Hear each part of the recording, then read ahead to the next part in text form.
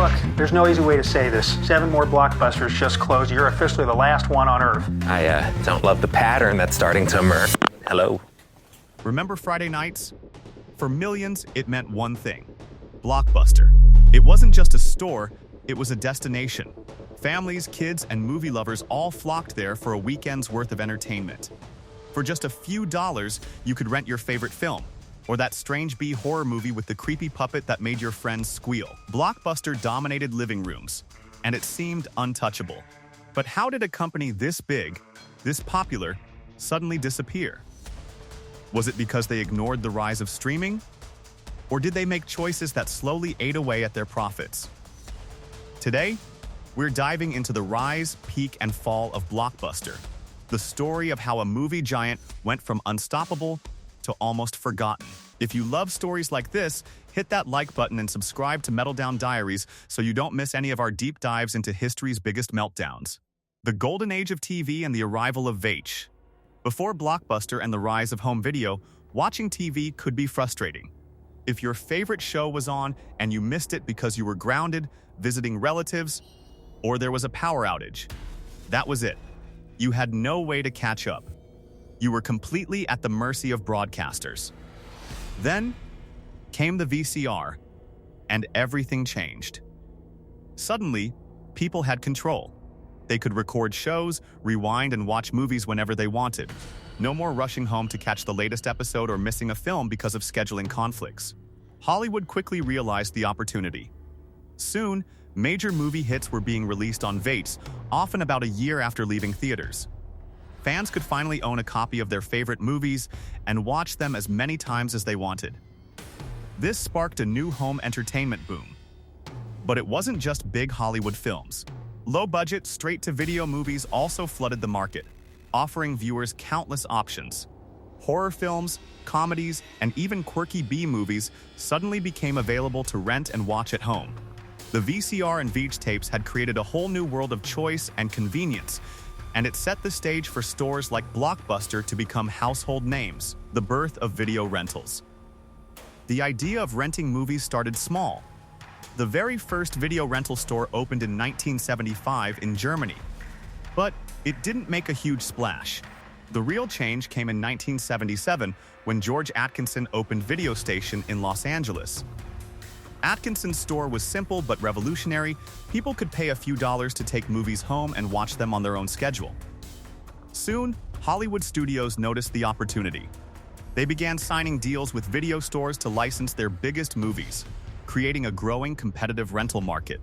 Suddenly, video stores were everywhere, each trying to attract customers with the hottest films. Amid all this competition, one company would rise above the rest. That company was Blockbuster. With smart ideas, a focus on customers, and a vision for making movie rentals easy and fun, Blockbuster would go on to dominate the home entertainment world and become a household name that defined Friday nights for generations. David Cook's vision. David Cook wasn't your typical movie mogul. In 1978, he was running a data services company when he decided to invest in a small video rental chain called VideoWorks. Cook had a clear vision. He wanted stores with sleek branding, easy-to-navigate layouts, and a strong identity that would make customers feel welcome. But when the franchise owners refused to follow his ideas, Cook walked away. A few years later, in 1985, he opened the first Blockbuster Video in Dallas, Texas. The store was massive for its time, offering 8,000 VH tapes and 2,000 Betamax tapes. But it wasn't just the size that mattered, it was the smart approach. Each Blockbuster store customized its inventory based on the neighborhood, making every location feel local and personal. Soon, Wayne Wizenga, a successful businessman known for founding waste management and professional sports teams, invested in the company. With his support, Blockbuster grew fast, eventually becoming a national powerhouse and the go-to place for home entertainment. Blockbuster's dominance. Blockbuster grew faster than almost any company in history. By the late 1980s, a new store was opening almost every single day. Its bright blue and yellow ticket logo became instantly recognizable, a symbol of fun and movies for families everywhere. Competitors struggled to keep up with the speed, size, and popularity of the chain. Families loved the convenience, the huge selection, and the local feel of each store. By 2004, Blockbuster had grown into an unstoppable empire with over 9,000 stores across the United States, making it the ultimate destination for anyone looking to rent a movie or video game. How Blockbuster made money.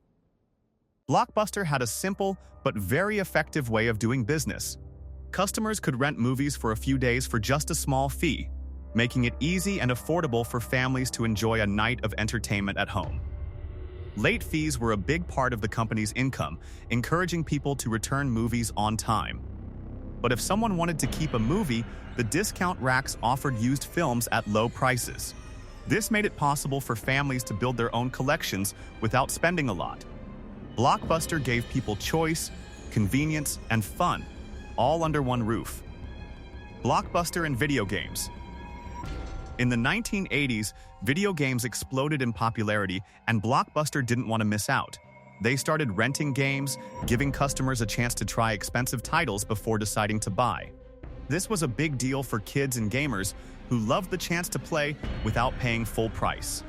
At first, Nintendo wasn't happy and even sued Blockbuster to stop the rentals. But eventually, Blockbuster won the right to keep renting games. This made the stores even more popular, turning Blockbuster into a destination not just for movies, but for video game fans too. The 1990s. The empire grows. During the 1990s, Blockbuster ruled the world of home entertainment. Families, kids, and movie lovers all turned to its bright blue and yellow stores for the latest films and games. Other rental chains like Family Video, Hollywood Video, and Movie Gallery struggled to compete with Blockbuster's size, selection, and convenience. One by one, these competitors faded away. By the early 2000s, most were gone, leaving Blockbuster as the undisputed leader in movie rentals. Its stores were everywhere, its brand was iconic, and it seemed unstoppable. Truly the king of Friday nights for millions of people across the country. The beginning of the fall. Even at its peak, Blockbuster's business was tied to VH tapes. These tapes were big, easy to damage, and could only hold a few hours of video. When DVDs and Blu-rays came along, they were smaller, more durable, and could hold far more content.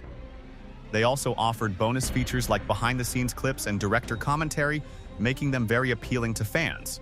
Blockbuster did start offering these new formats, but the improvements also gave competitors a chance to enter the market. Suddenly, people had more ways to watch movies at home, and Blockbuster's dominance started to face new challenges. Enter Netflix. Netflix started in 1997, founded by Reed Hastings and Mark Randolph. At first, it was a simple DVD by mail service, letting people rent movies without leaving home. Its subscription plan was different from Blockbuster. No late fees, no shipping charges, and no strict due dates. People could enjoy movies on their schedule, something Blockbuster couldn't match.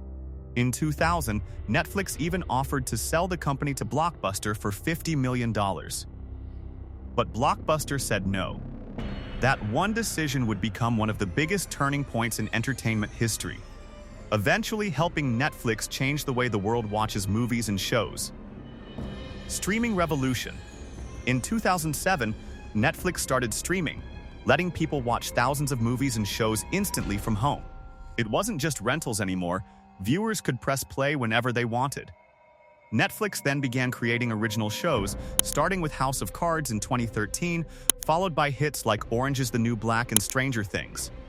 Soon, other streaming services appeared, like Hulu, Disney+, HBO Max, and Peacock. These platforms changed the way people watched entertainment. No longer did you need to visit a store for movies. Video rental stores, once a staple of home entertainment, slowly became a thing of the past. Blockbuster's missteps. Blockbuster didn't just fall because of new technology, it made several mistakes too. It started DVD by mail too late to compete with Netflix. Late fees upset many customers, even though they made money. Its Blockbuster Express kiosks ended up competing with its own stores. Attempts like Game Rush, Rhino Video Games, and buying part of Discovery Zone didn't succeed and cost a lot, pulling focus away from its core business. Financial struggles and leadership changes. Blockbuster changed owners several times. In 2007, investor Carl Icahn removed CEO John Antioco. New leaders focused on physical stores and ignored streaming. Heavy debt from Viacom's 1994 purchase made things worse. By 2010, Blockbuster went bankrupt and was bought by Dish Network, but most stores had closed by 2013, ending its era.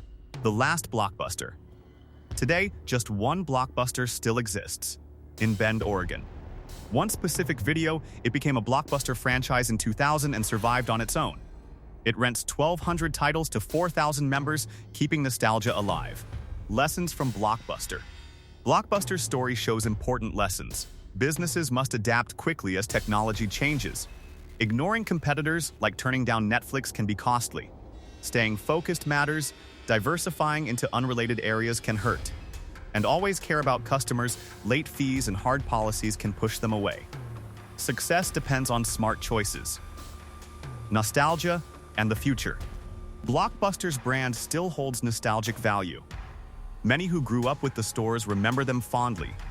A revival would need to focus on what fans truly want, not on old business models like late fees. Nostalgia alone can't sustain a business. Change and innovation are essential. Blockbuster was once an unstoppable empire, the king of home entertainment. It grew fast, using smart ideas, clever business moves, and a focus on what customers wanted. Families loved it. Kids loved it. Movie nights wouldn't have been the same without it. But the world changed. Technology moved faster than anyone imagined. Streaming services like Netflix changed how people watched movies and shows, and Blockbuster didn't adapt quickly enough. Could they have done something differently? Could they have stayed on top? Today, Blockbuster mostly exists in memory, a symbol of a time when renting a movie was an event. Only one store remains, keeping the legacy alive in Bend, Oregon. What lessons can we learn from Blockbuster's story? How important is it to adapt when times change? If you enjoyed this story, like this video and subscribe to Meltdown Diaries for more deep dives into history's biggest rises and falls.